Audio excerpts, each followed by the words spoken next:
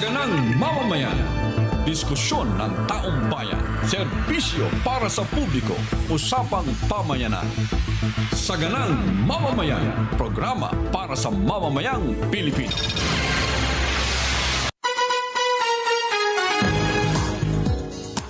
Biyernes po ngayon, magandang hapon sa inyo lahat. Dito po sa Metro Manila ay makulimlim. Naku, tikatik po ang ulan at matindi ho, mukhang bubuhos. Huwag naman sana. At kapag ganito po ang panahon, ay madulas po ang mga kalsada natin, mga biyahero, lalo na po yung mga nagmumotorsiklo, doble, tripling pag-iingat po dapat natin gawin. Ano, ha? At yun ho namang mga magasaka natin, naku, sana natutuwa po kayo sapagkat ganito po ang nangyayari. Hindi ko lang po alam kung ganito rin po ang sitwasyon sa mga probinsya. Ano ha? Yung sitwasyon natin dito sa Metro Manila. Sa kabila po ng lahat ng ito, mga kababayan, sa report po ng mga dam monitoring,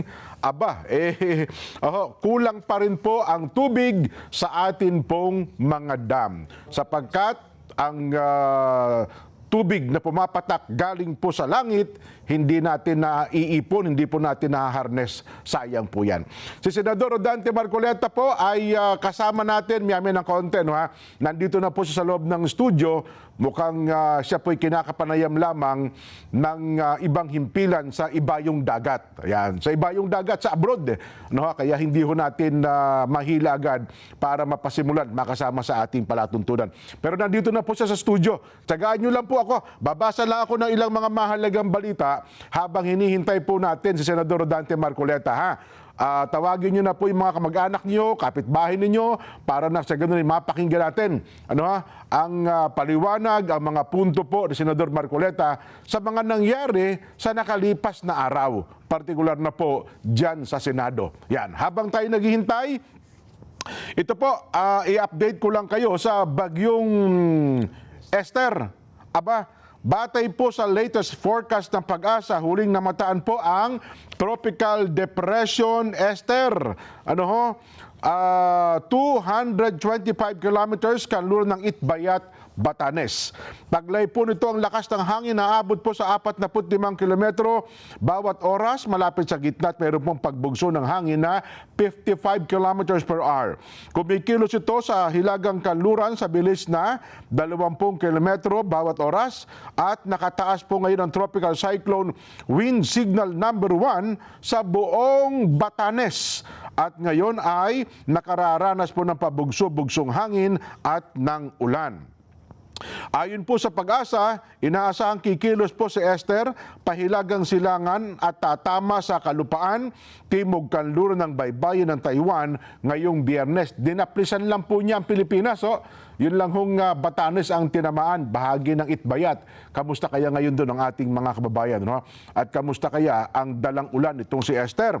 Ayon po sa Pag-asa, ay pagkatapos daw po, magpapatuloy ito sa paggalaw, papunta na po sa hilagang silangan at lalabas po ng PAR bukas, Sabado, June 6. Samantala, ang southwest monsoon o yun ho namang habagat, yan, baka sa ibang lugar nag-uulan, wala pong kinalaman sa bagyong Esther yan. Ang dahilan po naman, habagat.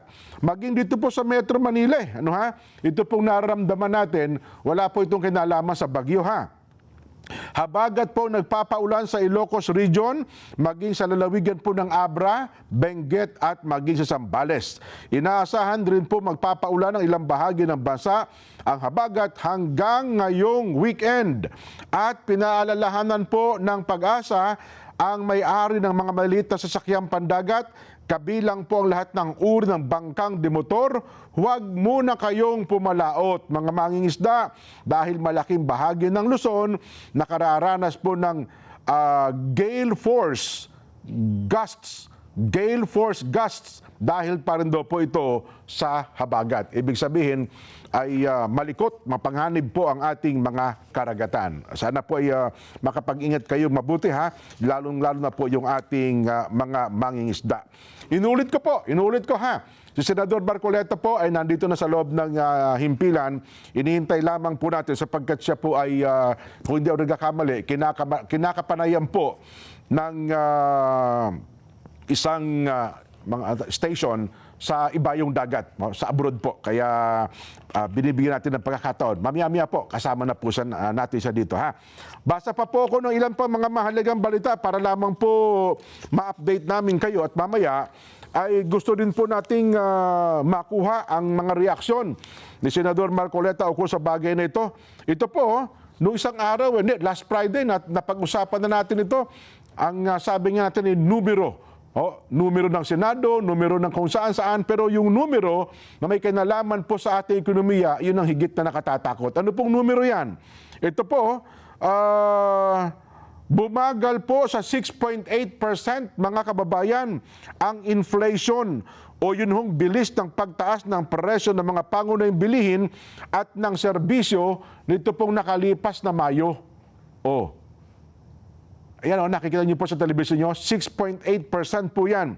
Batay sa datos po yan ng PSA, mas mababa ito sa 7.2% na naitala po noong Abril. At ayon po sa PSA Chief Claire Dennis Mapa, ang mabagal na pagtaas ng presyo ng transport ay nasa 16.2% ang naging pangunahing dahilan ng mas mababang antas po ng inflation. Kabilang naman daw po sa mga main contributor sa May 2026 inflation ay ang food, non-alcoholic beverages, nagtala po ito ng 32.7%, housing, water, electricity, gas at iba pang fuel, 24.0%. Yan. Speaking of petrolyo, Biyernes ngayon, ang forecast ay tataas po ang presyo ng produktong petrolyo sa Tuesday. Ayan, kung magkano, mamaya po, baka maihabol natin. Forecast pa lang po ito, parang Pag-asa forecast. Kasi may trading pa po yung maps. Hanggang bukas sila Saturday. Pero sa atin po kasi Friday, ang binabatayan natin ng trading ay ito nga pong maps natin. Isa pa po, ihabol ko pa ito na balita. May kinalaman pa rin po sa mga nangyayari sa ating paligid habang tayo ay nag-aantabay ng pagdating po ni Sen Marcoleta. Ito, mga magsasaka, ito po, alam niyo naman, pinitiyak na raw po ngayon ni House Speaker House Speaker Faustino D. Yung paghahanda daw po ng mga plano, pondo at mga hakbang para daw po sa pagbibigay ng proteksyon sa magsasaka, mangingisda at ang supply ng pagkain sa bansa laban po sa nalalapit na El Nino. Yan, habang kayo po may gulo sa politika, ito pong dapat paghahandaan natin. Epekto po ng El Nino Baka isipin nyo, teka lang, kampante na tayo, tag-ulan na po habagat na. Hindi po nawawala ang epekto ng habagat sapagkat batay sa pagtaya, last quarter ng taong ito, doon po sasapul sa atin ang matinding epekto po ng El Nino. Nagkaroon daw po ng briefing ang House Committee on Agriculture and Food tungkol po sa mga hakbang na paghahanda ng pamahalaan. At binabanggit po ni Speaker din na dapat manatiling nangunguna ang pamahalaan sa pagharap daw po ng banta ng El Nino o tagtuyot. Dahil ang pagkaantala ng pagkilos ay maaari pong magdulot na malubhang epekto sa produksyong pang-agrikultura, kabuhayan, maging sa mga kanayunan at seguridad po ng pagkain. Yun pong ating food security. Ang House Agriculture Panel na pinamumunuan po ni Congressman Mark Enverga ay magasagawa daw po nitong nakalipas na Miyerkules ng isang briefing na nakatuon po sa plano, programa at mga hakbang na ipatutupad ng Task Force El Nino para mabawasan po posibleng epekto ng nasabing phenomenon sa mga sektor po ng agrikultura at ng pangisdaan. At nais daw po ng mga mababatas ng mababang kapulungan, suriin ang plano ng pamahalaan sa paghupa at pagpapahupa daw po ng epekto at estratehiya, mga interbensyon, alokasyon ng pondo, mga mekanismo ng koordinasyon ng ahensya at mga hamong kinakaharap po ng lokalidad. Sabi nga po namin sa inyo, kahit po tayo nag-aaway-away sa politika, may mga issue, huwag po ninyong pababayaan ang napaghandaan itong epekto po ng El Nino phenomenon. Matindi daw po ito last quarter. Bagamat tayo nga, sabi ko nga, simula na po ng tag-ulan sa ating bansa. Okay na po, eto na. Gaya po ng aking nabanggit sa inyo kanina, ay kasama na natin sa loob ng studio, Senador Rodante Marcoleta. Sen, masayang Biyernes po sa inyo, Sen. Masayang Biyernes po ng hapon sa ating lahat. Jen, kumusta ka na? Ito po, nakakaraos pa naman, Sen. Ano ha? Salamat sa mga pasabi mo sa akin kahapon. Opo. At alam kong may di-discuss natin ng maraming bagay sa araw na ito. Ayan, batiin niyo muna ang ating mga kababayan, Sen. Ano? Ay, kayo pong lahat na nakasubaybay ngayon, lalong-lalo na po yung nananatiling naniniwala po sa programang ito, lalong-lalo na po sa pinagsisikapan naming mga talakaying mga iba't ibang bagay na alam naming nakatutulong naman sa inyong pang-araw-araw pong alalahanin. Aha. Salamat po ng marami sa inyo sa pagtitiwala at pagsubaybay sa aming programa. Opo. Bago kayo dumating, Sen, binasa ko yung mga balita. Sabi ko nga kanina, kahit na may isyung politika, isyu ng Senado, may mga bagay tayo hindi dapat mapabayaan, Sen. Yung aspeto ng agrikultura. Ang inflation daw po natin ngayon ay umabot na ng 6.8%. Ano ha? At yun hong 6.8 ito pong Mayo. At mukhang tataas pa raw po ito, Sen. Yun ang mga report na ating tinanggap. At isa pa po, ito, habang kayo ay papasok kayo na, binabasa ko yung paghahanda naman ng ating gobyerno at ng Kongreso sa matinding epekto daw po ng El Nino na tatama ngayon pong fourth quarter ng taong kasalukuyan, Sen. Ayun nga, mainit na nga yung mga tunggalian namin sa Senado, Jen. Opo. Dahil sa nakaraang power grab na aking sinasabi, literally ay papainit pa ang panahon. Nako po. Nakakatakot yan dahil sa hindi lamang yan ay para sa pangkalusugan ng tao, lalong-lalo na sa pangkalusugan ng mga pananim natin dyan. Opo. At ang mga aktibidad ng mga tao na kagaya natin na maaaring maapektuhan ng napakainit na panahon. Opo. Dapat nga lamang na maghanda talagang pamahalaan para sa ganun ay mamitigate natin ang kondisyon na yan na talaga namang nakakabahala dahil sa idudulot na pinsala nito dyan sa maraming mga bagay at aktibidad ng tao. Oho. Ayun. So dapat po, sabi natin sa palatuntunan sa ganang mamamayan, Sen, mapaghandaan po ito ng ating pamahalaan. Ano ha? Puntahan ko na po yung main topic na binabanggit natin kanina, yung tunggalian. Sabi nyo, may nang agaw ng posisyon sa Senado.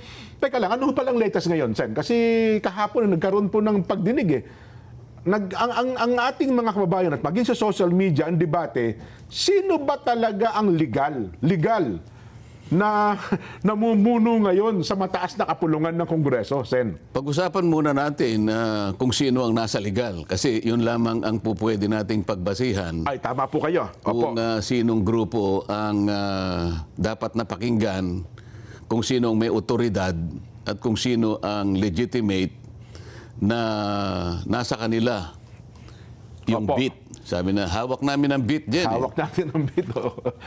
Pati yun, napag-aralan ko na eh. Opo. Kasi ang ginawa nila nung June 3 yata yun, Jen, Aha. 2026.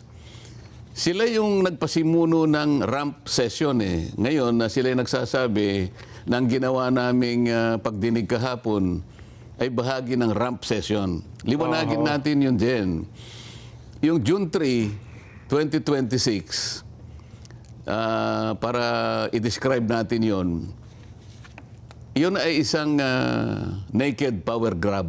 Okay. Opo. Walang ibang description kung hindi inagawan mo talaga ang totoo at legitimate na leader ng Senado na si SP Alan Cayetano. Oho. Kasi bumase tayo sa saligang batas mismo, Jen. Para sa Opo. ganun, patunayan natin kung sino ang nasa legal. Tama na ko, Sen. Tama kayo kasi parehas gumagamit ng saligang batas, ha? Oo. Kaya kami mga pangkaraniwang mamamayan, gumagamit sila ng batas ng pamali. Ayun. Kinakailangan maliwanagan natin. Kaya naman kahit na hirap na ako sa aking mga gawain dyan, Opo.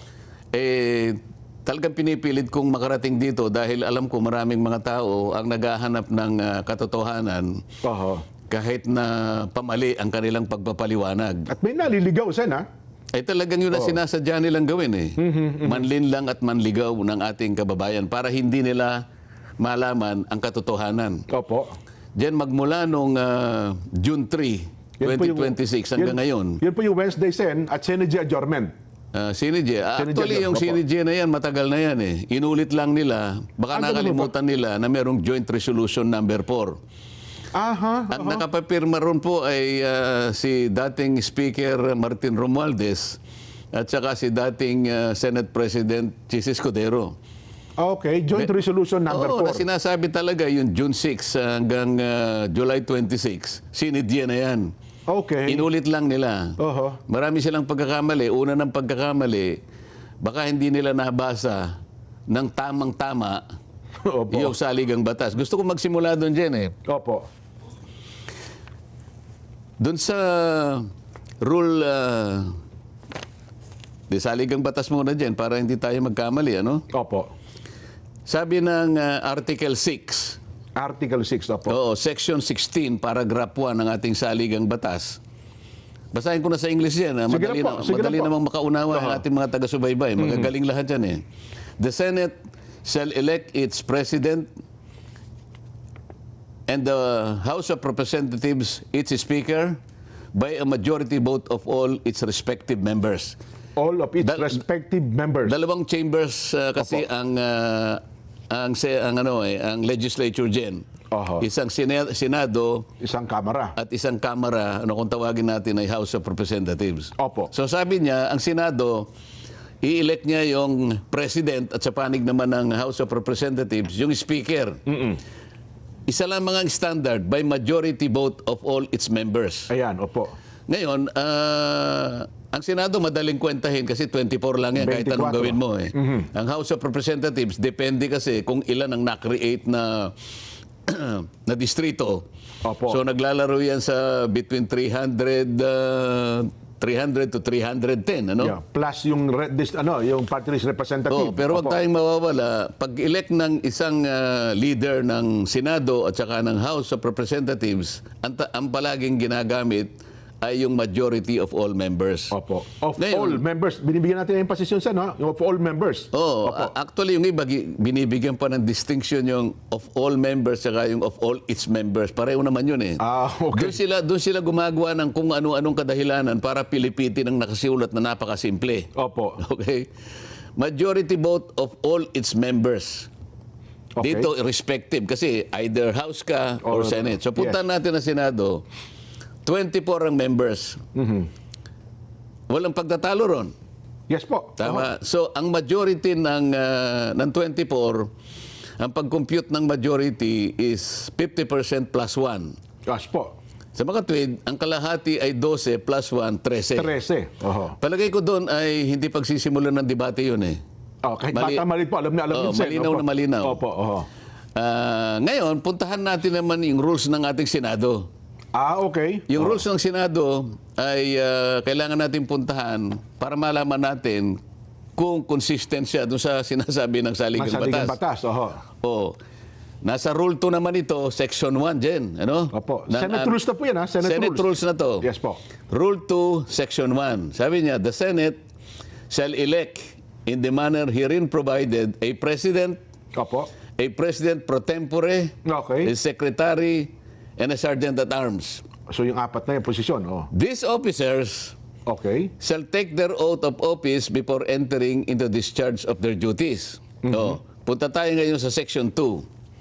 The officers of the Senate, binanggit ko na sa iyo kanina, yung Yes, po. apat, the Senate, the Senate President, pro tempore, Senate pro tempore, Secretary, Secretary, Sergeant and at Arms. Sergeant at Arms. Sabi Opo. niya, the officers of the Senate shall be elected by the majority vote of all its members.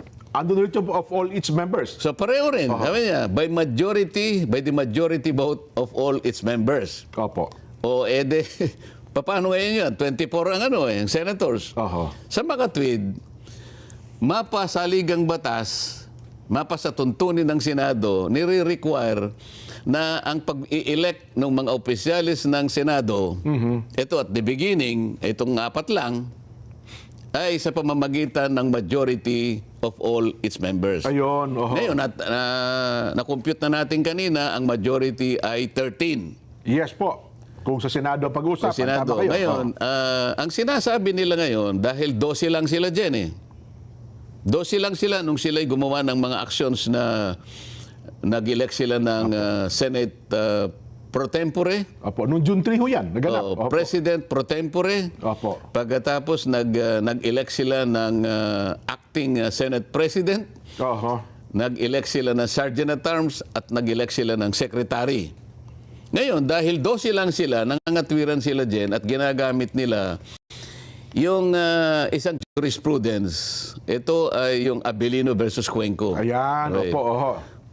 Akalain mong itong jurisprudence na ito dyan, 1949 pa. So 1949, under 1935 Constitution po ito. Oo, 1949. Opo. Alam na alam ko dyan, 1-year-old ka pa lang nun. Medyo mo, naglalakad-lakad na po ako noon.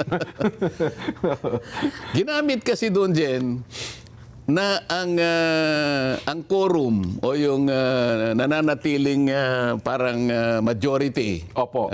na mag-i-establish ng quorum, 12 lang. Aha.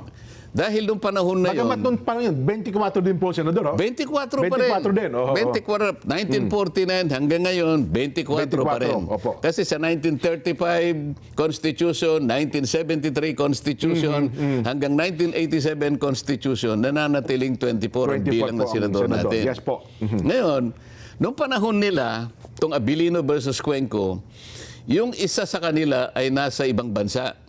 Aha. Kaya, ang total na bilang na pagkukunan mo ng majority ay 23 lang. Opo. Sa mga twins, sa 23, ang magiging quorum mo dyan ay ilan? 12. 12, pwede na. Opo, Kasi oo. 23 divided by 2, alam mo na, Opo. di ba? Oho.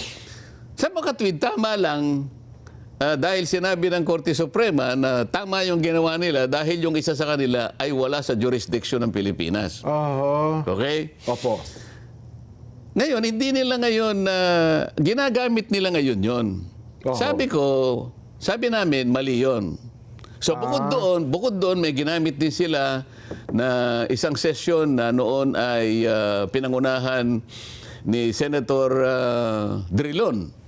Opo. Noong panahon naman na sila ay nakapag-establish ng quorum na 12, 2015 ata yun, Sen, ano? 2015 yata 2015, yun. opo, oo. Pero nasa record, 4 naman na senador ang nasa ibang bansa. Aha. Sa mga twin, Oh. 24 minus 4, Jen, Opo. ilan yon? 20. O ano yung majority o ano yung quorum Oho. ng 20? 11. 11. Eh may 12, di lalong maganda. Sobra, opo. Oh. Anong ibig sabihin nun? Ginamit ni Franklin Drilon yung jurisprudence ng Abilino Cuenco. Yun ang kauna-unahang application nung kaso ng Abilino versus Cuenco. 2015, 1949. Kabisado niya yun dahil abogado siya. Yes po. Di ba? Tama naman yun. Dahil ang doktrina na establish, kapag ka ang isang senador ay wala sa Pilipinas, Ayun, oho. siya ay outside the coercive jurisdiction of the Senate. Ayun pala. Maalala mo, sa rules ng Senate yan, para lang magkaroon ng quorum, pwedeng pa-aresto yung senador eh. Oho. Para lang magka-quorum. Opo. Kaya coercive yun eh. Pag inaresto ka, coercive yun eh. Coercive, yes, oho. Halimbawa, kung talagang pinipilit mo lang na talaga na ayaw Magkaroon talaga ng quorum. mong dumaloy, nandun ka naman. Oho. Pwede kang arestuhin ng Sergeant at Arms sa pamagitan ng order ng Senate President para lang magkaroon ng quorum. Nasa rules namin yun eh. Okay, oho. Ngayon, kung 4 yung wala sa Pilipinas, paano gagawin mo? Kung nasa abroad eh. Di ba? Opo. O, walang coercive power ang Senate para iharap sila nung panahon na yon. Oho. So, panahon ni Franklin Drilon, 4 yung absent. Pwede ba nating ipasinag yun para makita natin? Sige nga po. Direk, baka may pasinag natin. Ayan, makikita mo yung roll call dyan. Ano? Opo. Sige, paano nyo para makita natin yung mga... 2015. Sa bandang ibaba niyan, makikita natin. Merong minota kasi dyan eh. With 12 senators present, the chair declared the presence of quorum. Yan. Ayan. Oh. Senators Angara, Binay, De La Rosa, Drilon, Ontiveros, Marcos, Pangilinan, Pimentel, etc. Okay. Next. Senator De Lima was unable to attend the session as she was under detention. Anong year ba yan? Ano bang year yan? 2015 po ba yan? Hindi, tingnan natin kung anong date. Baka hindi yan. Mamaya na natin i-discuss yan. Ang okay. gusto kong maipakita, yung una, kasi iba yung pinadala niya. Yan, yung isa muna, yung nauna. Dalawa yung binigay ko sa iyo eh. Aha. Yung isa daw direct. Yung unang, yung una. Sige, habang ano ba ang punto doon, Sen? Habang inire-ready po doon sa ating... Kasi doon nakalagay, editor. nakalagay doon sa unang binigay ko kay Direk, Opo. na apat talaga Ang wala sa ang Pilipinas. wala sa Pilipinas. Oho. Kaya nga, yung 12 na attendance, sapat na yun para mag-constitute ng Yeah. quorum. Lagpas sa quorum. Ngayon, balikan natin yung ginawa nila noong June 3, 2026. Kamakailan lang Wednesday. yun. Last Ilang araw Wednesday lang lang po yan. yun. Opo, oo. Last Wednesday, di ba? Yes po. Oho. Ilan ba kami na senador, Jen? 24 po. 24. Oo. Hindi naman po pwedeng sabihin nila dahil si Senator Bato ay nagtatago ay nawala na siya sa 24. Senador pa rin po siya. Hindi rin naman totoo dahil sa nakakulong ngayon si Senator Jinggoy, Oo. bigla na lang siyang hindi senador. Senador pa rin po Sa siya. mga tuwid, yung bilang nananatili na 24. Yes po. Tama? O ngayon, ano ngayon ang quorum ng 24? Eh di 13. 13. 13. Oo. Oo. Ang buong akala nila, nung sumama sa kanila si Senator Chis, Opo. Na umattend doon sa session. Opo. dalawa ang bilang ni Senator Chis. Na kunwari invisible yung isa, Opo. pero nananatiling 12 lang. Oho. Ngayon, Jen, ang sinasabi ng saligang batas kasi, Jen, makakapag-transact ka lang ng trabaho mo. Opo. Bilang senador. The Senate can transact business or do business Okay. kung majority. Di ba? Opo. Ngayon, 12 lang yun, Jen eh. Paano ka ngayon makakapag-transact ng business ng Senado kung wala yung required na mandatory na 13? Oho. Okay. Nag-elect sila ng Senate President pro tempore. 12 lang sila, Jen. Illegal yun. Kasi ang kailangan mo talaga ay 13. Oho. Pagkatapos, Ang sabi nila, acting president si Senator Gatchalian. Oho. Paano mo ngayon i-legitimize yung magiging legitimize yung pagkakahirang niya na Senate President? Unang-una, para ikaw para mapalitan mong Senate President, valid yung ginawa niyong aksyon. Oho. Ibig sabihin, 13 sila. Opo. Pangalawa,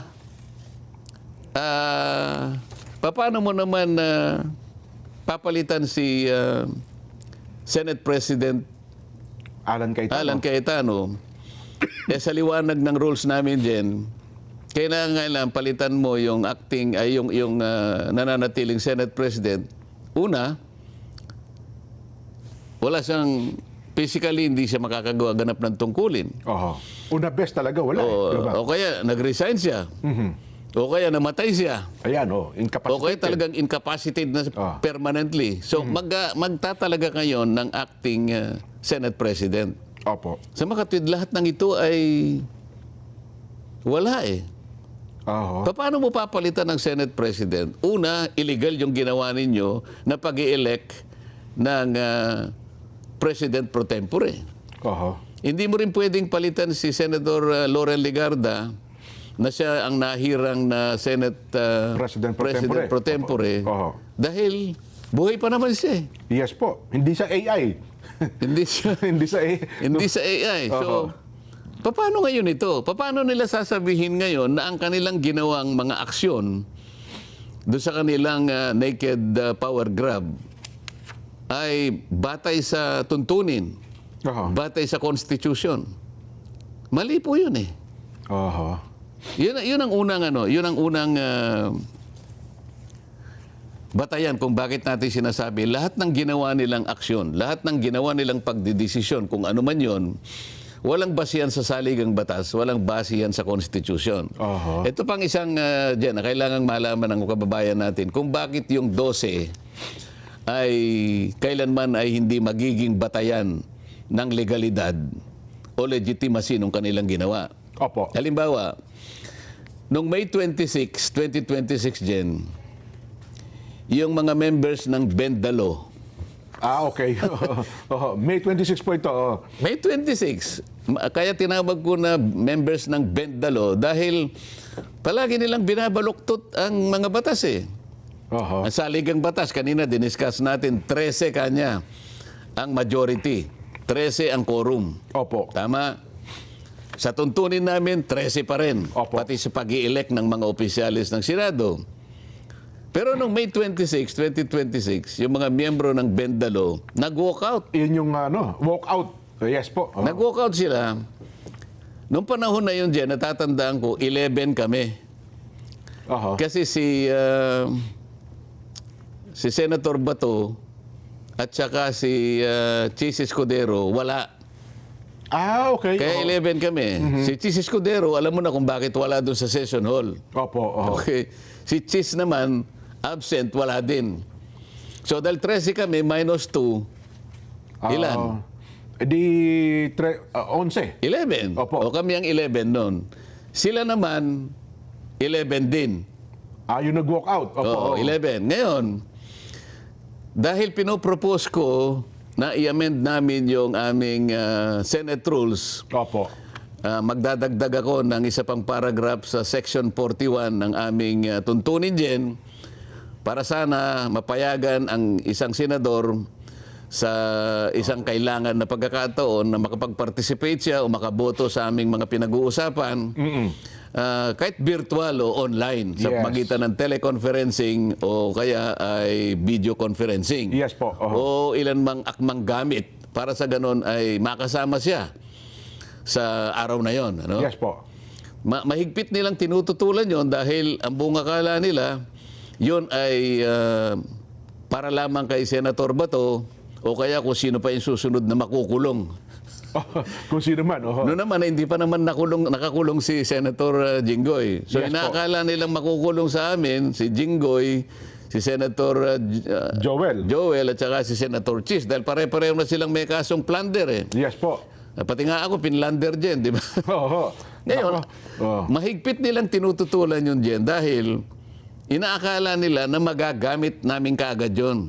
Sakali mang malagay kami sa ganung kalagayan. Yun ang kanilang pananaw. So makikita mo doon, talagang hindi sila kakampi sa amin talaga. Gusto nga nilang makulong kami at hindi namin magamit yung idadagdag namin sa saligang batas sa aming tuntunin. Para sa ganun, hindi kami talaga makapag-participate. Namang pagdinig. Samantalang, wala naman kaming nilagay. Sabi ko sa amendment, kahit sino sa amin ang malagay sa isang mahigpit na pangangailangan o consequence na hindi pwedeng makarating physically, kahit sino man. Halimbawa, isa sa kanila nagkasakit, nasa ospital, o kaya biglang nagkaroon ng travel na hindi makakauwi ng gano'n sapagkat na-cancel ang mga flight. Sila naman makakagamit. Kaya lang, ang nakikita nila kagad, kami ang unang makakagamit nung mismong anmienda na ini-introduce ko. Yun nga sinabi ng isang senador. Kaya sa motion ni SP Alan, sabi niya, pwede ba nating pag-usapan ngayon? Doon nga kami nagtalo. Hindi dito kanya gusto siya komite. Sabi niya gano'n. Sa mga tid, mas mabuting kanyang mag-walk out na lang tayo kung hindi natin maayos ito. Nag-walk out nga yung 10. Merong natira sa kanila, di ba? Opo, yung kanilang minority leader. At kinwestiyon yung quorum. So 11 kami plus si Senator Tito Soto, 12 kami. Sabi niya... Warm body na nasa plenaryo ng time na yun. Sabi niya, is there a quorum? Alam niya nang nawala na yung quorum dahil 12 na nga kami. Tama, Jen? Tama po. Ulitin natin kasi baka mamaya hindi masyadong naintindihan ng kababayan natin. 11 kami, 11 din sila. Kaya lang yung 10 nag-walk out. Isa na lang ang natira, so 12 na lang kami. Yes, tama kayo. Sa makatwid sa 12, walang quorum. Tama? Wala po, 50-50. Oh. Wala nga. Dapat ang quorum kasi 13. 13, Tandaan mo opo. dyan, ha? Baka Opo. pati ikaw nawawala. Kaya ako sinasabi ito, Opo. nung 12 na lang kami, sinong nag-question ng quorum? Si Senad Tito Sen, opo. Oo, sabi niya, Minority Leader. do we have a quorum? Wala na, dahil 12 nga eh. Oo nga, no, naka-record yun. bakit nung ginawa nila na June 3, Oo. pinipilit nila na merong quorum? Oo nga, no. Oo nga. So, they questioned the same number of quorum, 12 din yun. pero ginamit nila noong June 3. Hindi pa naman malayo yung May 26 eh. Oo. Sa June 3. Tsaka tanda ko yun, Sen. Halos isang linggo pa lang. Opo, tama kayo. Oo. Yan ba mahirap intindihin? Nung kami 12 na lang, tumayo ang Tito Sen, sabi niya, Kinwestiyon yung do we have quorum. a quorum? So Oo. napilitan kaming mag-adjourn dahil wala ng quorum eh. Oo. Bakit nung gumawa sila ng ganito, 12 lang sila, Noong Miyerkules, kung ano-ano, kung mga ngatwiran ng ginagawa, Quezio, Abilino versus Cuenco, hindi po ninyo magagamit yun eh. oo nga, ano. So, ngayon siguro, naisip mo na dyan, ano? Oo nga, ngayon ko lang na-realize yan. Kailangan maipaliwanag nating mabuti ito eh.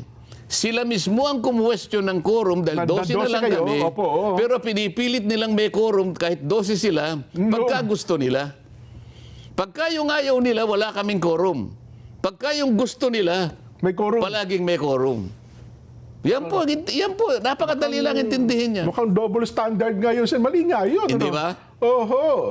Ang quorum palaging 13. Tama. Mga kababayan, mangyayari lang 12 kung halimbawa yung isa sa amin nasa ibang bansa po. Nasa ibayong Tandaan dagat. po nyo, yun po yung doktrina na na-establish po sa Abilino versus Cuenco. At yan po ay ginamit panahon ni Franklin Drilon dahil 4 po yung wala, 20 na lang po yung basis po ng computation ng quorum o ng majority, kaya yung 12 po pwede na. Ayun. Pero sa panig po namin ngayon, wala pong umaalis ng bansa. 24 po kami, kaya nanatili, 13 po talaga yon. Oho. Madali pong intindihin ito. Sila lang po ang pinipilit na umintindi ng pamali kapag sinabi mong wala po kasi kayong legal background. Nagagalit po silang lahat. Masasaktan ng damdamin eh. Ad hominem daw yun, Sen. Ito hindi na po legal background ang pinag-uusapan eh. Opo. Sabi nga ni Ping, it's the rules, stupid.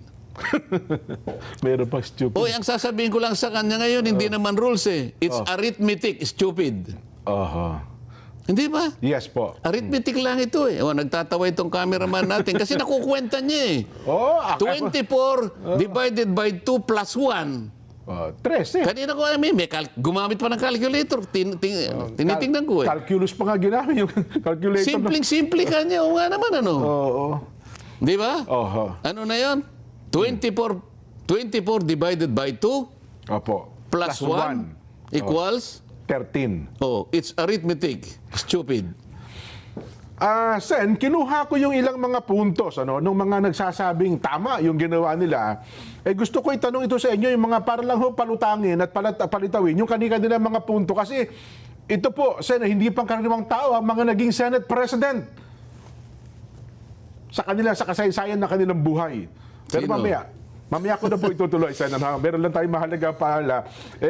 Kasi parang nagsama-sama sila na pangatwirana na tama daw yung ginawa. Hindi, meron pa silang isang argumento dyan. Opo. Sabi niya, nung gumawa kami ng ramp session nung June 3, 2026, Opo. wala naman nag-object ng quorum eh. Ayun na nga po, yan. Gusto ko rin tanong sa inyo. Di yun ba? Wala naman niya kumusyon ng quorum eh. Bakit? Sinabi ba ng saligang batas na kapag walang nag-question ng quorum, Oho. yung 13 nawawala na? Yung majority of all its members nawawala na? Oho. Hindi, walang ganun eh. Ayun. Pagkatapos, sino na mag-object sa kanila? Gustong-gusto nga nila na yung 12 tama na yun. Oho. Kasi actually, mga pangkaraniwan, Sen, actually, nakalinya sana yung tanong ko sa inyo yan, pero at least nabanggit nyo na po. Saglit lamang ho, magbe-break tayo. Ito muna, paalala, kayo po ba'y maglalakbay sa pamamagitan ng ating mga sakyang pandagat? May paalaala po ang PPA. Panoorin natin.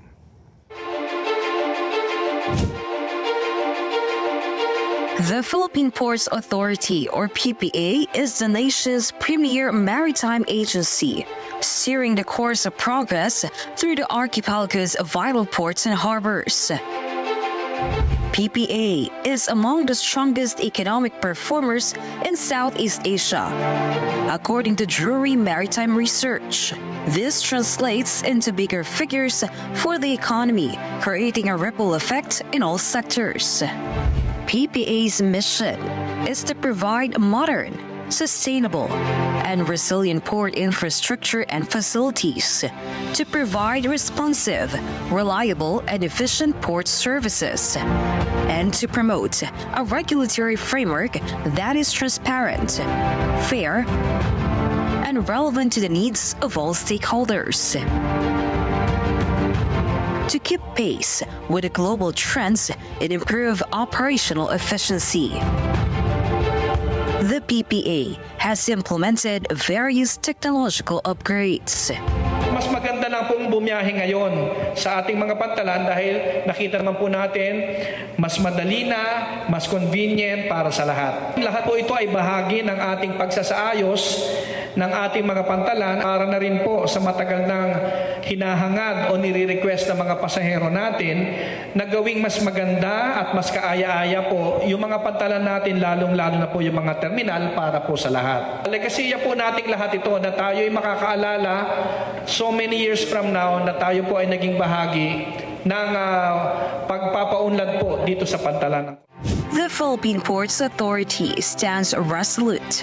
Its mandate, vision, mission, and transformative projects, setting the course for a maritime future that resonates on a global scale.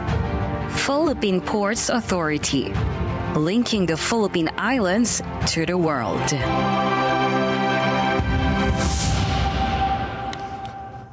Magbabalik pa po ang PPA. Ayun, PPA. Salamat, PPA. Magbabalik pa po sa Ganang Mamamayan.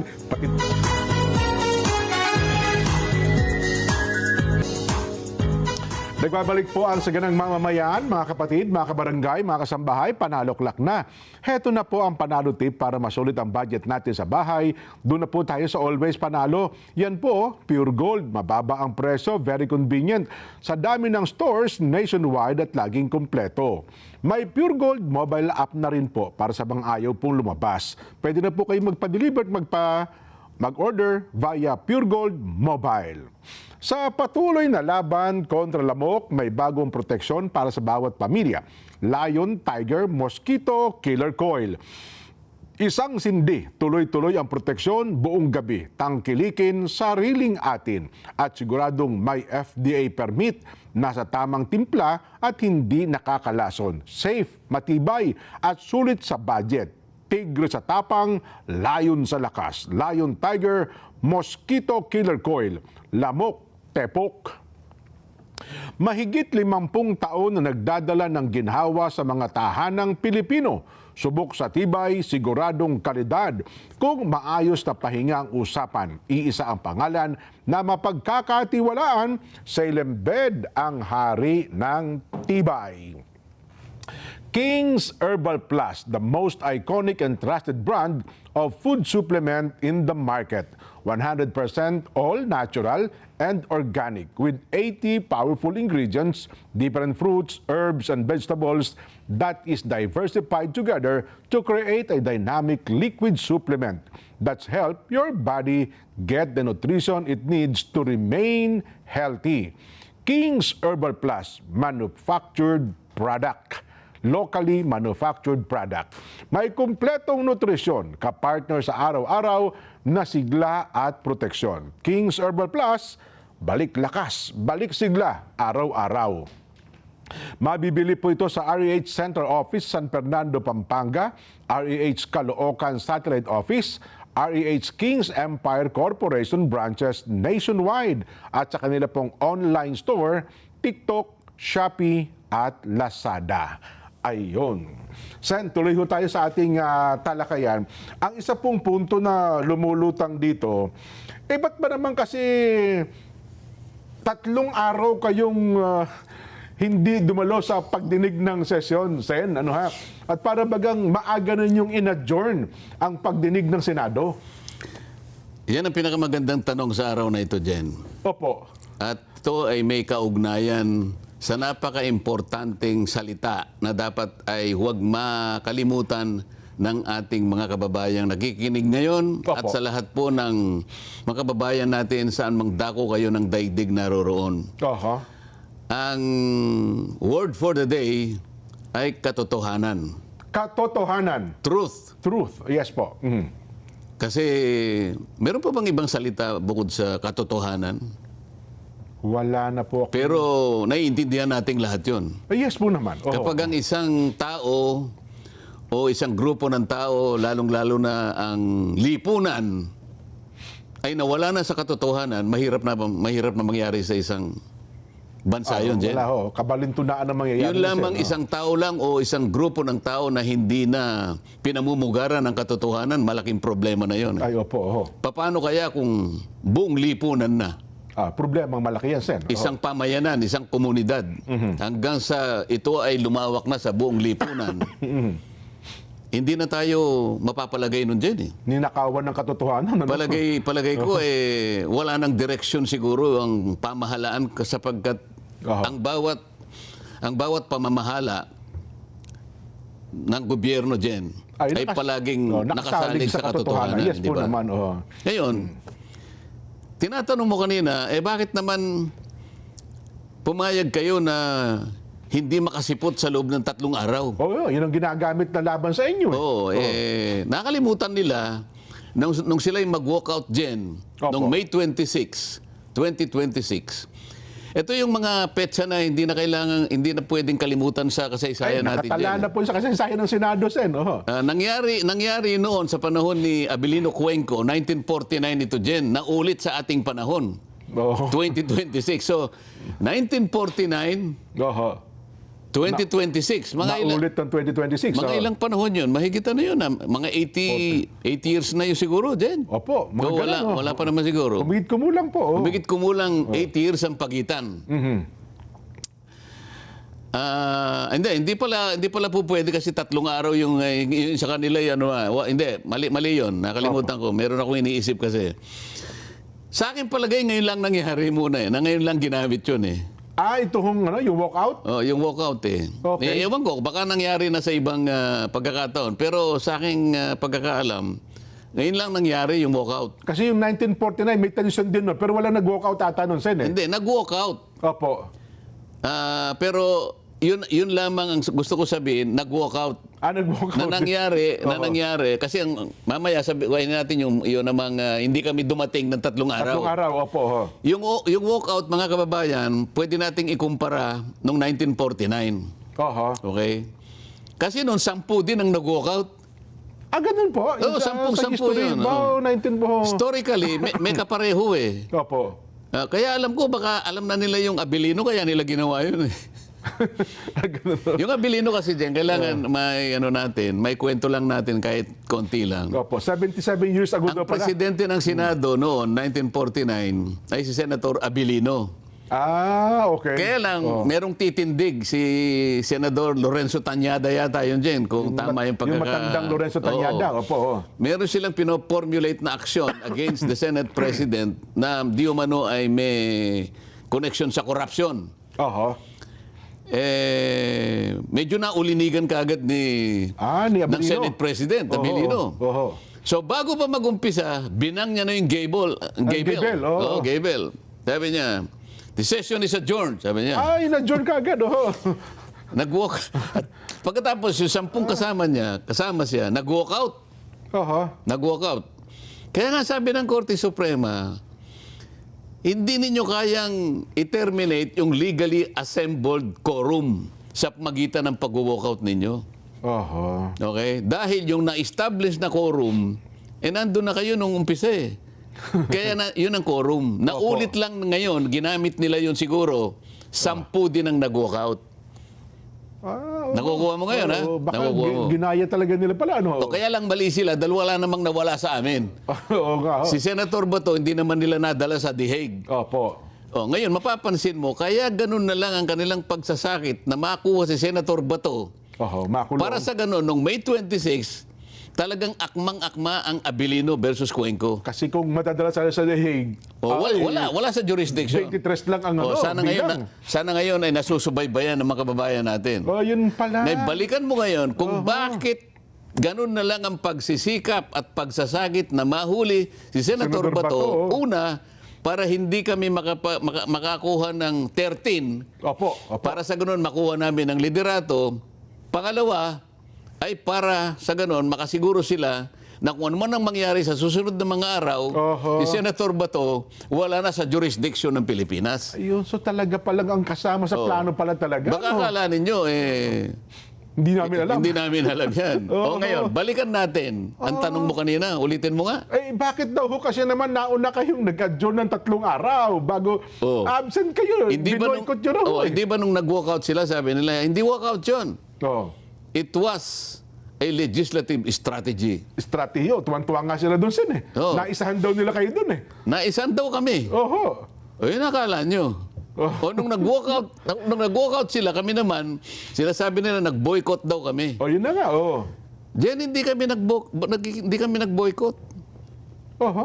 Bakit wala kami? Bakit nga po? Wala, 3 araw po eh. O ginamit lang namin ang nakasad sa Section 6, Article 6, Section 16, Paragraph 5 ng Saligang Batas. Ano po nakalagay, Sen? Basahin natin. Sige po.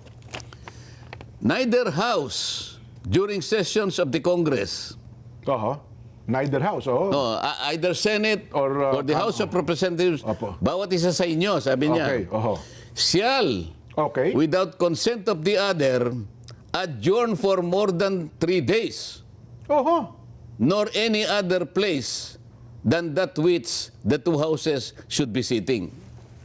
Itagalog mo. Walang isa sa inyong dalawa nang walang consent yung isa ang mag-adjourn ng higit sa 3 araw.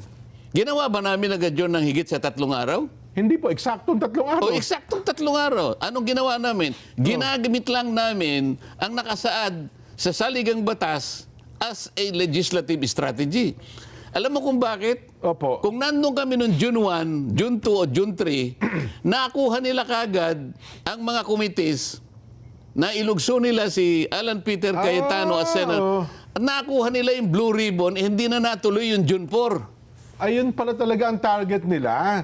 Kaya ang sabi ko, Jen, ang pinakamahalagang salita ngayon, katotohanan. Ayaw nilang matuloy ng kahit sa anong paraan yung June 4, 2026 sapagkat marami ng katotohanan ang lalabas doon. Hindi pa yung ganap, ngunit malaking bagay sa tinatawag nating katotohanan ang unti-unti nang lilitaw. So kung ang mangyari pala, Sen, hindi mo nila makuha ang Senate President, magdideklara sila ng all committee chairmans vacant, makukuha nila ang Blue Ribbon Committee. Isa lang ang dumating sa amin doon, makukuha na nila eh. Yun Hindi, pala. isa lang ang dumating sa amin, mailulugso na nila si Alan Peter.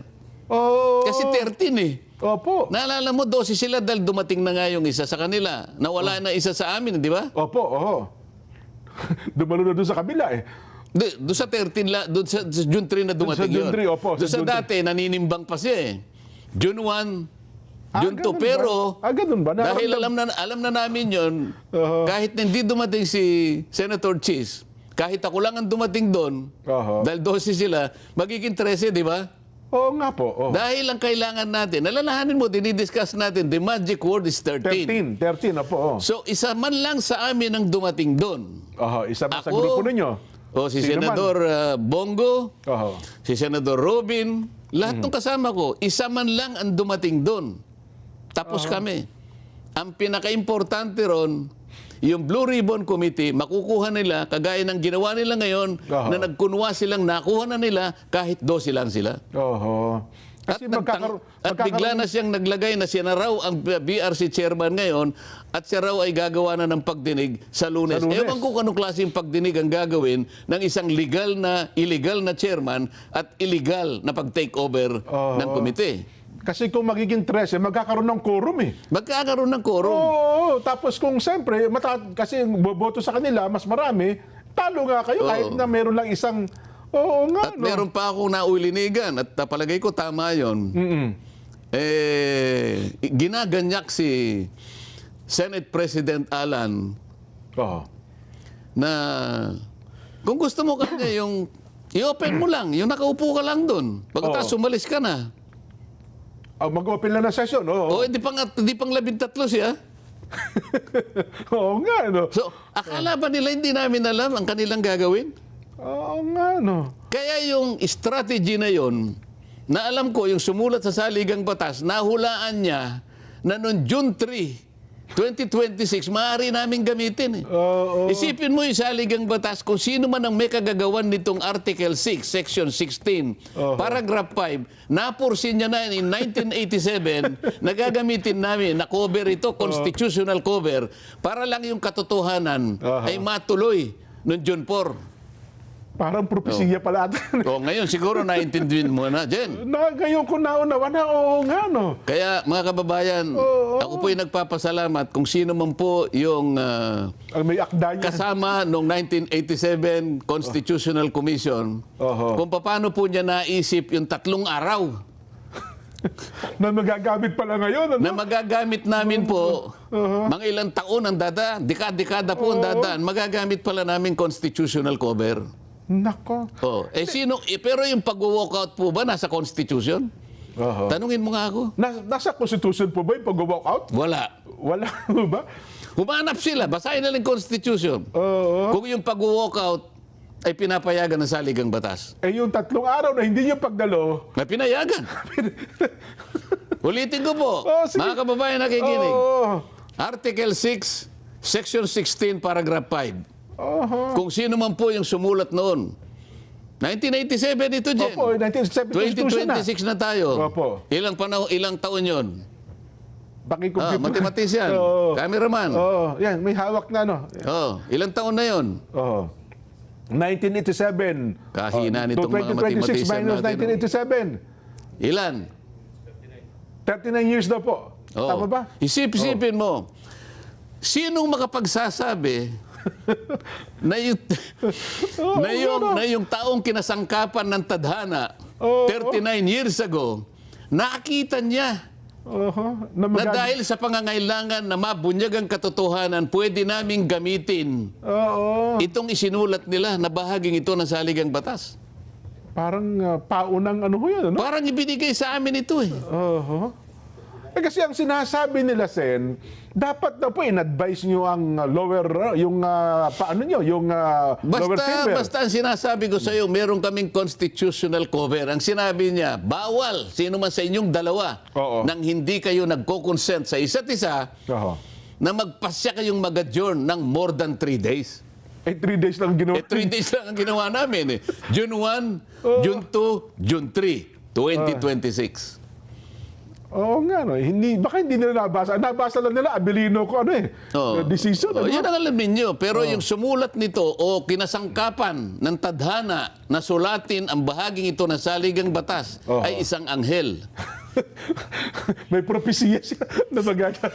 Di ba? Opo. Sino makakapagsabi na 39 years later, sabi nung gumawa nito, magagamit yan. Magagamit yan. Oo nga, no? Nung mga taong talagang ang gusto nila ay magsiwalat ng katotohanan. Magagamit yan sapagkat kung hindi nila gagamitin yan, lilikutin at lilikutin kagaya nga ng ginawa nilang panlilikot. Kahit 12 na lang. Kahit 12 lang. Sinubukan nilang kunin ang Blue Ribbon Committee.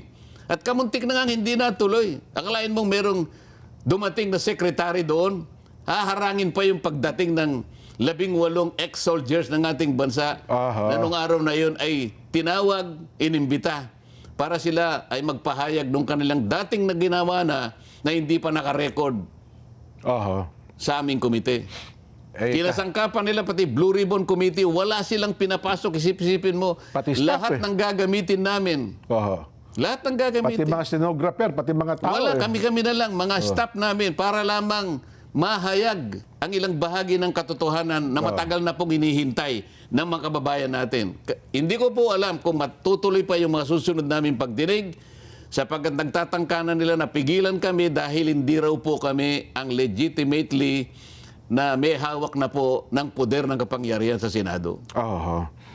Kasi yun ang pinalulutang nila ngayon, Sen. Ang sinasabi nila, kayo po ang illegal at bogus hearing daw po yung nangyari kahapon. Bogus. Hindi, ang katotohanan dyan ang dapat na manaig. Yun ang tandaan At pala alam natin. ko, Jeff, alam mo rin ito, sapagkat ito'y napasulat dyan eh. Ay, opo naman. Oo. Di ba? Oo. Ang sabi sa John 8:32.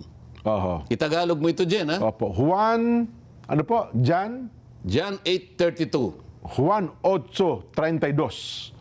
Tagalog ba yung 8:32 ikaw naman? Hindi kasi mas maganda pa pag ganda na Sen. Spanish yun eh. Opo. Oo.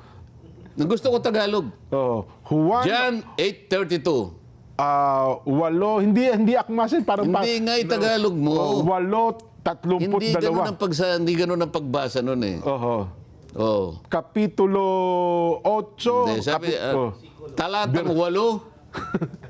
versikulo Hindi 32. versikulo ang tawag doon eh. Basta yun ang ibig ko Opo, sabihin. opo. Sige na. Kailangan malinaw lang ito. Oho. Then you will know the truth, sabi niya. Oho.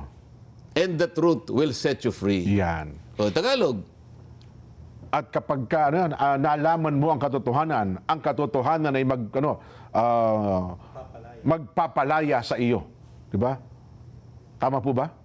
That At truth, ngayon, sabi niya, Oh. at malalaman mo ang katotohanan. at malalaman mo ang katotohanan Sapagkat ang katotohanan ang magpapalaya sa iyo. magpapalaya sa iyo. Oo. Bakit ka palalayain ng katotohanan? Malalaman mo ngayon talaga kung sino ang dapat managot Oho. sa pinakamalaki, pinakamaanumalyang pagnanakaw sa salapi ng bayan. Alam po ninyo, hindi namin alam kung paano i-describe ito eh. Siguro ito po ang pagnanakaw na po pwedeng maisulat sa Guinness Book of World Records. Oho. Bakit po? Kasi po ang magnanakaw dito, hindi katulad ng karaniwang magnanakaw na nagtatakip ng muka o gumagamit ng iba't ibang kaparaanan para yung kanyang pagkakakilanlan. Hindi makikilala siya. Ay no? hindi. Oh. May tatago Mabunyag. niya. Opo. Oo. At kung minsan gumagamit sila ng kadiliman, lahat. Oho. Madulas sila, gagamit ng ibang kaparaanan. Pero, itong mga nagnakaw pong ito, sa tanghaling tapat po nila ginawa. At hindi po itinago ang kanilang mga muka. Sa At ang tanghaling kasuotan tapat. po nila ay mga pambansang kasuotan. Mga nakabarong pa, no? Oho. At tinatawag po silang mga honorables. Yun.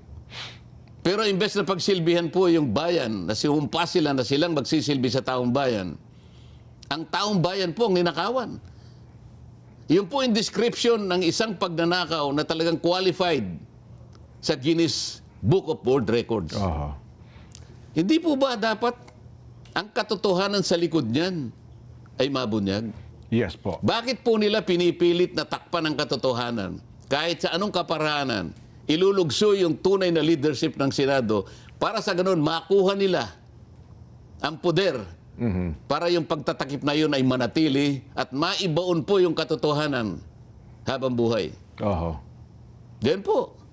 Kaya pala tamang-tama yung sinabi yung talata na yun, Sen, no? At malalaman ninyo ang katotohanan at ang katotohanan ay magpapalaya sa inyo. Para malaman na ng taong Juan bayan. 8:32. So, meron pang isa dyan eh. Ba? Oho. Napasulat ito kasi inimbita namin ng former speaker ng House of Representatives. Oo.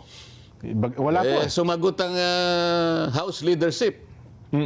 Kasi pangkaraniwan, ang imbitasyon ay ibinibigay sa leadership ng House. Sa Speaker of the House. Oo, sumagot yung Secretary General, siyempre sa kapahintulutan ng Speaker ng House of Representatives. Opo. At ang sinabi nila ay tayo po ay napapailalim sa isang interparliamentary courtesy. Hindi po namin pwedeng i-decline po namin ang imbitasyon niyo. At tinatanggihan pa rin nila. Dahil yan po namang mga bagay na inyong pag-uusapan dyan, ay yung iba po ay tinatalakay na po sa mga piling ahensya ng ating pamahalaan, kagaya ng ombudsman at kung gano'n-ganyan. Sumagot din palang office, no? Sa mga tweet, ayaw nilang ibigay Opo. ang pahintulot na makadalo yung iniimbita namin. Oho. Kasi kasama rin din ng ombudsman at saka yung Opo, representante po ng DOJ, di ba? Marami po kayo. Yes, ombudsman o representative. Opo. Yun naman, DPW at secretary or representative. Yun naman. Opo, pati DBM Wala naman secretary silang or sinabi, representative. basta na hindi na lang sila dumating. Ang sinasabi ko lang na nag-decline ay yung House of Representatives dahil nga doon sa ganong, sa ganong kadahilanan. Ang masasabi ko lang, nung una kasi, ganun din ang ginawa nila nung panahon na ang chairman ay si Ping Lacson dahil daw meron ng ICI noon, na nabuog naman. Ganun din ang bali pangangatwiran na ginawa. Opo. Eh sabi ko naman, paano hindi natin iimbitahan sa sarili ko lang namang ano ito? Yung sulat kasi dyan, hindi naman naka-address sa akin. Naka-address sa chairman ng Blue Ribbon Committee, si Senator Pia Cayetano. Okay, opo. Pero kung ako si Senator Pia, ang isasagot ko lang, ay sana ganun din ang isagot niya, Jen. Oho. Na yun pong interparliamentary courtesy, yun po ay courtesy na namamagitan sa panig lang nating mga mambabatas. Oho. Sa mga senador at mga congressmen. Yes po. Or oho. congresswomen. Kapwa ninyo mambabatas. Oho. Tayo lang ang saklaw noong.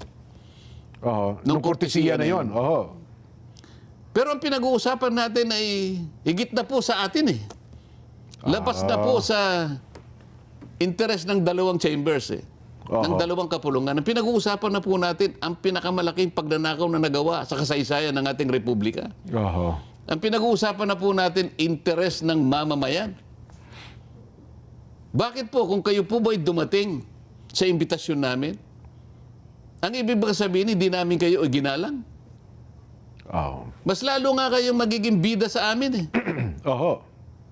Kasi yung imbitasyon namin, kahit hindi na kayo pinayagan halimbawa ng leadership ng House of Representatives, Eh, pinaunlakan pa rin nila. pero nagpaunlak po kayo, Oho. sa akin palagay, mas bida kayo kaysa noon eh. Ay, tama naman. Kumbaga, handa kong Kaya ang harapin. tanong ko, Jen, Oho. tanong ko rin sa lahat, lalo na sa kanila, ang tanong ko doon sa grupo ng Bendalo, hindi ba paggalang ang pag-imbita sa kanila? Oho. Kung dumating ba siya, nawalan ba siya ng karangalan? Oho. Binastos ba namin siya kung dumating? Tatanungin ka lang eh.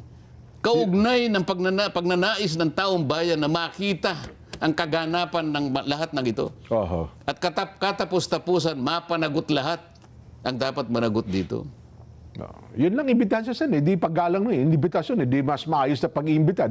Kaya nga. Paggalang, pagrespeto nga po yun. Ibig di mo ba? bang sabihin, gagamitin mo yung kortesiya na isang pananggalang Oho. laban sa interes ng mamamayan na naghahanap na ng katotohanan? Diyan, ang root word natin ngayon, ang pinaka-importanting salita ngayon, katotohanan. Katotohanan. Magiging sagwil ba yung kortesiya na yan para yung katotohanan ay matakpan? Sa aking palagay dyan, hindi. Walang katwiran na i-recognize mo yung interparliamentary courtesy sapagkat ang nangingibabaw dito yung interes ng mamamayan at ang iyong bansa. Oho. O, anong napasulat yan? Anong napasulat? Hindi ka dumating. Oho. Meron katapat din eh. Ba? Oho. Ano O po ito, mahirapan ka rito. Ano po yan? Kawikaan Ba? 28:1. Oh, Kawikaan 8:21. mali ako doon ha. Proverbs pala. Tinagalog ko kagad eh. Proverbs 28:1. Ayan. oho. Tagalog. Kawikaan 8:21. 28. 28:8. Ano? Oh. Ba't ang hina mo sa Tagalog din? Kawikaan Mas madali. 28:1. Uno. Isa. Isa. Proverbs 28:1. Ano sinasabi? Opo. Evil people run even though no one is chasing them. Ba? But good people are as brave as a lion. Alam mo, ito ay kinuha ko sa International Children's Bible at saka New Catholic Bible. Oho. Parehong-pareho. Ulitin ko, evil people run even though no one is chasing them. But good people are as brave as a lion. Yan. Oho. Translate, Tagalog. Tumatakbo ang masama. Hindi ganun din. Ang gusto ba pati ibilo ba? Ulitin ko. Evil people run even though no one is chasing them. Ang mga masasamang tao ay tumatakbo kahit wala naman tumutugis sa kanila. Yan, opo. Pero ang mabubuting tao ay umuungol, ay kasing tapang ng isang leon. Yan, humaharap na kasing tapang ng leon. Opo. Oh, ito pa. Ginamit ko naman yung New International Reader's Version. Pareho rin. Jen. Oho. Sinners run away even when no one is chasing them. Oho. But those who do what is right are as bold as a lion. Yan. O yan. Talagang tumatakbo yung masama, ano, kahit walang Diba? humahabol talaga sa kanila. Umiiwas talaga. Opo. Paiwas talaga. Oho. Isip-isipin mo, wala namang umahabol sa'yo, takbo ka ng takbo. Samantalang yung walang kasalanan, Eh, parang leon talagang hinaharap yan, Sen. Ano? Oho. Mabigat. Eh, kasi ang matatapang, Sen, ang sabi nila eh. Di ba? Merong nagpadala sa akin dito. Oh. Yun daw mga nagagalit sa iyo ay mga papahiya at mga lilito, Sen. hindi sa akin yan. Alam ko kung kanino referensya. Huwag mong gagamitin yan. Hindi sa akin yan. Sige. Oh, sige. Magkakasala ka dyan pag ginamit mo yan. Hindi na, alisin na natin Alam yan. natin ang lugar natin dito sa daigdig. Yan, opo. Oo. Ang gusto kong puntahan ngayon, Sen, sabi nila, hindi, kami ang kinikilala ng Malacanang eh.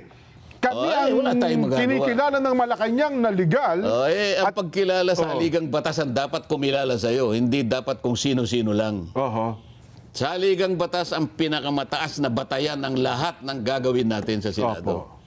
Kahit kinilala ka pa ni Vladimir Putin o kung sino mang presidente, kahit kinilala ka pa Oho. ng pinakadakilang tao sa daigdig, wala akong pakialam doon. Ang sinasabi natin na sa haligang batas, ang magbibigay sa iyo ng authority, ng legitimacy, Opo. ng legality ng lahat ng gagawin mo. Hindi ng kung sino-sino pa. Kasi mayroong isang nagsabi, nag-analyze eh, kapag ikaw anya kinilala ng Malacanang, hindi nangangahulugan yan. Lahat ng sangay ng gobyerno ang kumikilala sa kanya, pati ang mga law enforcement agencies.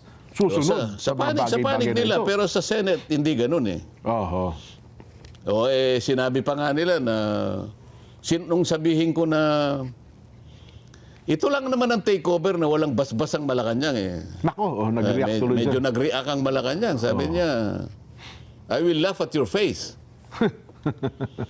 Kayo naman po, alam naman ninyo ito eh. Oho. Alam na ninyo ito.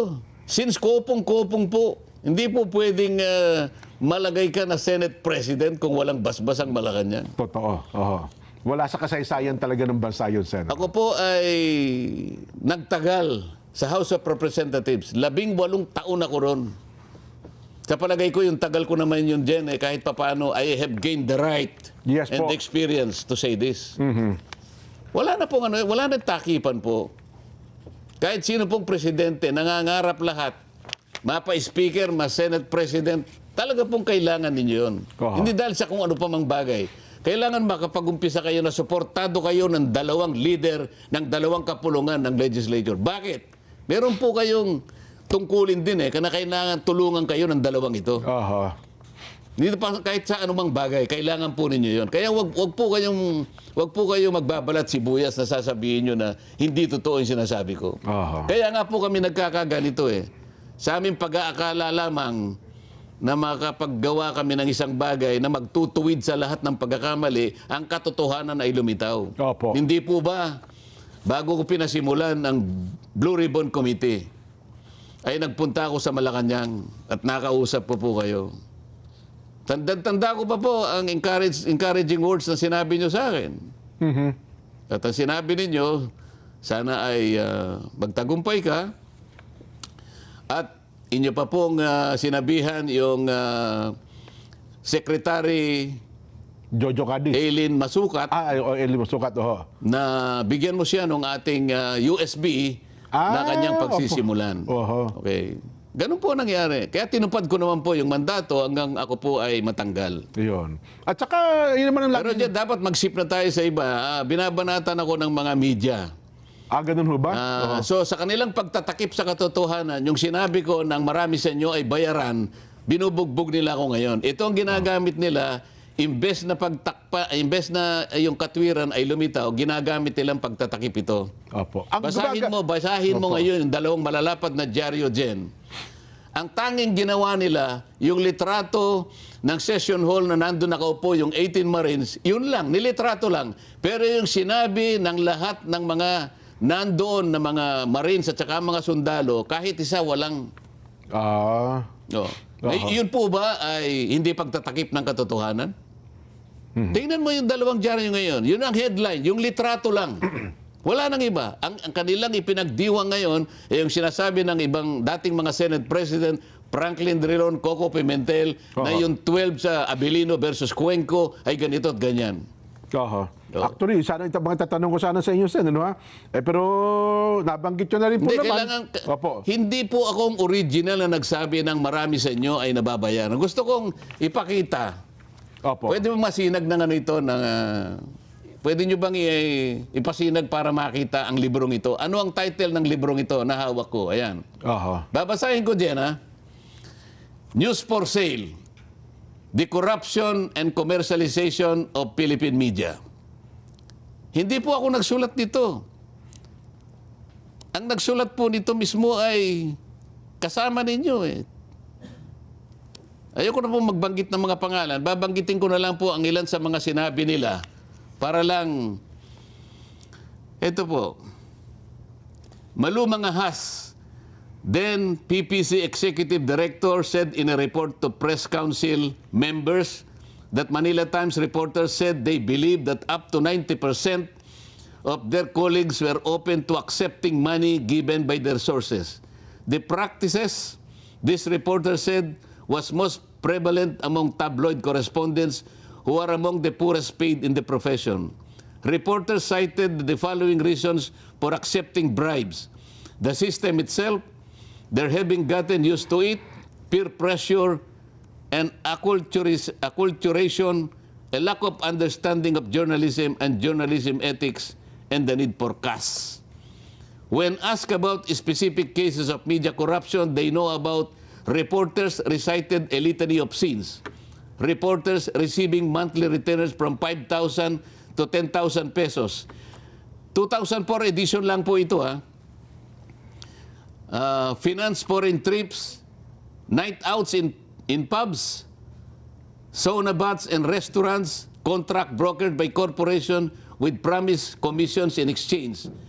5 to 6 figure sums paid for various services, even 1 million pesos fee, good for 2 years for a group of reporters tasked to set up a consultancy agency by their sources. Napakarami pong gusto kong basahin dito eh. Hindi po ako nagpasimula nito. Corruption is damaging the media's credibility and undermining their potential as an information source and as a tool for strengthening Philippine democracy. The excesses committed by corrupt journalists have eroded the goodwill that the media should otherwise be enjoying because their role in chronicling and making sense of important events in the nation's turbulent history. Instead, corruption is fanning popular skepticism and cynicism about journalism. Many citizens now think that media are grasping and greedy lot, as corrupt as the politicians they report about. Ang dami nito, Jen. So, hindi po ako nagpasimula nito.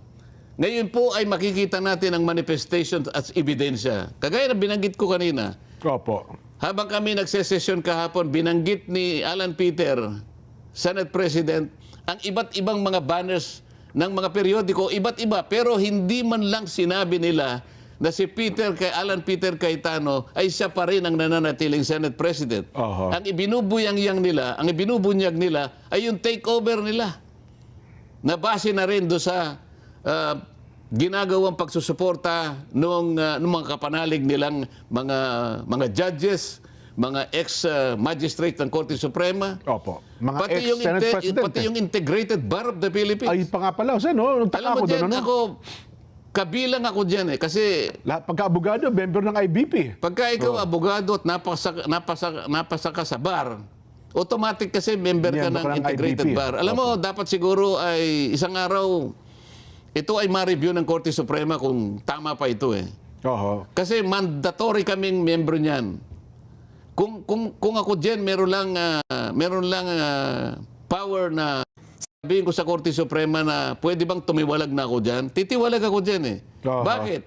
Gagawa sila ng posisyon without even getting the feedback from their members. Oo nga Siguro yung Pangulo ng IBP ngayon o kaya yung kanyang Board of Directors lang ang nag-usap-usap, 3 o 4 sa kanila. Pagkatapos, tatangkay nilang sabihin, ito yung posisyon ng entire IBP. Yun na nga po. Integrated Bar of the Philippines. Kasi nakalagay-lagay, National President, IBP, para bagang yun ang paninindigan ng lahat ng abogado. Hindi totoo yun, Jen. Oho. Kailanman hindi magiging paninindigan. Sabi ko nga sa iyo, kahit na mga bar plankers, alam nila na yung Abilino versus Cuenco, hindi aplikable. Oho. Ang doktrinang natanghal dyan, the doctrine that was established in Abilino versus Cuenco, is that any member of the Senate who is outside the Philippines is already outside the coercive jurisdiction of the Senate. Oho. Alam mo kasi sa LGU, Jen, sa mga abogadong nakikinig po, tingnan po ninyo yung La Carlota cases. Pati yung kaso. Oho. Pati yung kaso ng Zamora versus Okay. Caballero. Sinasabi dyan, kapag kayo'y wala sa Pilipinas, ito LGU na lang ito dyan. Local government Wala unit kayo po. sa Pilipinas, you are outside the coercive jurisdiction of the Sandigan Bayan or provincial, Provincial Board Office. panlalawigan. Pamahalaan panlalawigan. Opo. O kahit na barangay council. Yan po yung doktrina ng in-establish ng Korte Suprema. Aha. Pag wala kayo sa bansa, you are outside the coercive jurisdiction or order of either the Senate or the respective local government council. Oho. So yun lamang po yung doktrina. Wala pong sinasabi na kung 12 ay po pwedeng maging basihan ng quorum. Wala po sinasabi. Ang saligang batas po ang final arbiter. At sa Senado naman po, ang tuntunin ay siya po ang dapat na masunod. Yun. Baka nandiyan yung ating pinano kay para Direk, ma-discuss sige natin. nga po. Direk, ibigay mo nga ihapon yan. natin ng ilang minuto. Ayan, Sen. O yan, ikaw nagbasa doon sa party ng Verde, Jen. Tingnan mo nga. Palakihin nyo nga yun. Paki-zoom in mo nga yung with 12 senators presented. Yung naka-Verde. Opo. Pwede bang i-zoom yun? Business obsession. Hindi, meron naka-Verde, di ba? Kaya po, paki-zoom mo nga, direct, para na sa ganun ay mabasa natin. Parehas kami malakong. Yan. Para nang sa ganun ay may share natin. Oh. Taas mong konti para mabasa natin. Oh. Wala, dahan-dahan. Yung nasa Verde. Yan. Oo. Oh. Explaining that of Hindi yung nasa Verde lang ngayon, yung Ito, with yun mag-umpisa ka sa with. Ayan, yan na nga po. With 12 senators present, Oo. the chair declared the presence of a quorum. Oo. Kasi Opo. ginagamit nila yan dahil 12 eh. Oo. Oo. Tuloy mo. Explaining that of the total membership of 24 senators, 4 senators were out of the country and therefore were not counted in the determination of a quorum. Okay. So, Oh, 4 ang wala, 24 minus 4, 20 na lang. 20, yes po. So, ano yung quorum? 11? Oh, 11 po. O kaya yung 12 pwede na. Sobra pa po So, sa amin. alam nila yan eh. Oho. Ibig ko sabihin, ang doctrinal issue dito, pag wala ka sa bansa, Hindi ka kasama sa hindi ka bilang. kasali. Opo. Oh. Pagkatapos, hindi nila alam yung special session na tinawag ni Pangulong Duterte nung nagkaroon ng COVID-19 Opo. na sinasabi ron 12 din ang ano eh. Ito yung binabanggit nila eh. Oho. 12 din. Pakita mo yung isa ngayon, yung naunang binigay ko sa iyo direct. Para lang makita. Yan. Ayan yan, Yan ba Jen. yung roll call? Doon sa roll call, ang nandun lang 12, sabi niya.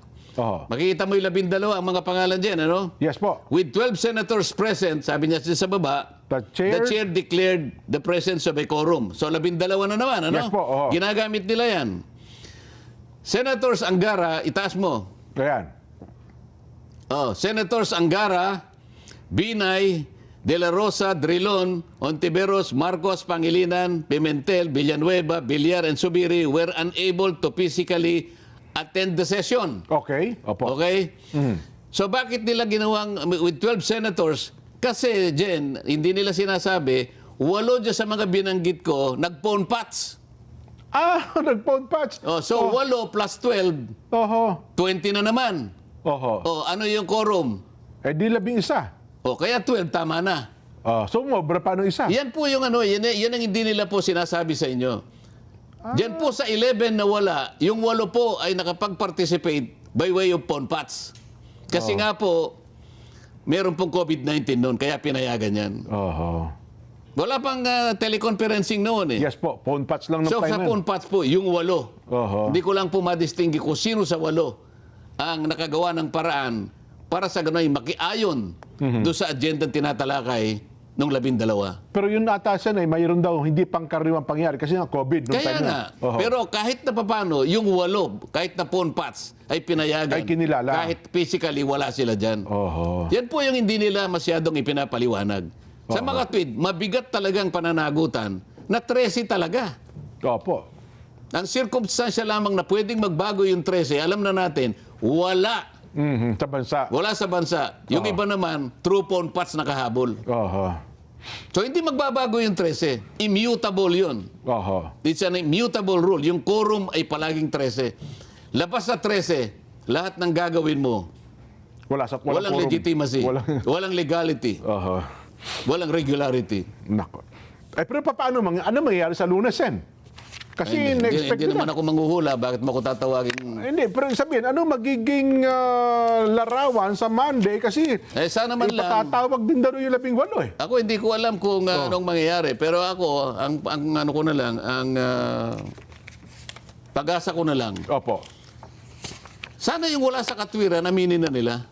Sana maayos namin sa isang paraan na aminin nila kung ano talaga yung nasa batas. Oho. Kung ano talaga ang nasa saligang batas. Kung ano yung nasa tuntunin mismo ng Senado. Madali naman, kagaya ng pinaliwanag ko sa'yo, wag na nilang gamitin yung mga jurisprudence ng pamali. Kahit na bar flankers dyan, tatawanan sila. Oho. Lalo naman, yung nagkukunwang merong legal background. Lalong-lalo naman yung nagsasabi na let us bend the law. Oho. Pero, Sen, ang epekto nito siguro huling tanong ko na lang. Wala nang time, ano? Yun na nga po. Gusto ko sanang itanong sa inyo bago tayo magtapos paano matatapos ito, Sen, sa kapakanan ng taong bayan? Ako gusto kong matapos ng maayos. Oho. Hindi ko alam sila kung gusto na rin matapos ng ganun. Oho. Mukhang malaki na epekto nito sa buong bansa, Sen, ha? Aminin man natin o hindi, mabigat po ito nangyayari Sana sa atin. naiintindihan nila yung sinasabi mo. Oho. Sana yung tanong mo na yan ay naririnig nila. Oho. At sana maisip nila sa kanilang puso na mali sila at pumayag silang ayusin namin sa pamamagitan ng mga batas, sa panig mismo ng saligang batas. Ayun, yung mga umiiral na batas. O paano, eksaktong alas 6 po ng hapon yung mga pagbati po niyo next time na. Pasensya na kayo, no? Pero umaasa naman kami, naging kapakipakinabang po ang inyong panonood sa amin. Kung hindi man namin kayo nabati, wag na po kayo magdamdam. Sen, salamat po ng marami. Lalo naman akong nagpapasalamat sa kanilang lahat din at Opo. nagkaroon tayo ng pagkakataon na talakayin kahit medyo mahirap. Sana man lang yung mahirap na mahirap ay napadali ng konti. Opo. Lalo na yung paghahalimbawa na ginawa natin. Ikaw mismo, naliwanagan mo yung parte na kung saan kinuwestiyon nila yung 12, Pero March ginamit- 26, 2026. Pero yung 12, ginamit nila noong June 3, 2026. Ayan. Kaya makikita mo ngayon kung sino ang wala sa katwiran at kung sino ang nagtatali-talinuhan. Sana'y nagnigning ang katotohanan, Sen, ha? Para tayo maging malaya. Kailangan talaga natin ang katotohanan ni magningning. Makikita naman natin sa reaksyon ng mga tao kung nagningning ang katotohanan na pilit nilang tinatakpan at pagtatakpan pa po kahit anuman ang cost sa panig natin at sa panig ng bansa natin. Ay, nako. O paano? Maraming pong salamat. Magandang hapon po sa inyong lahat. Bye!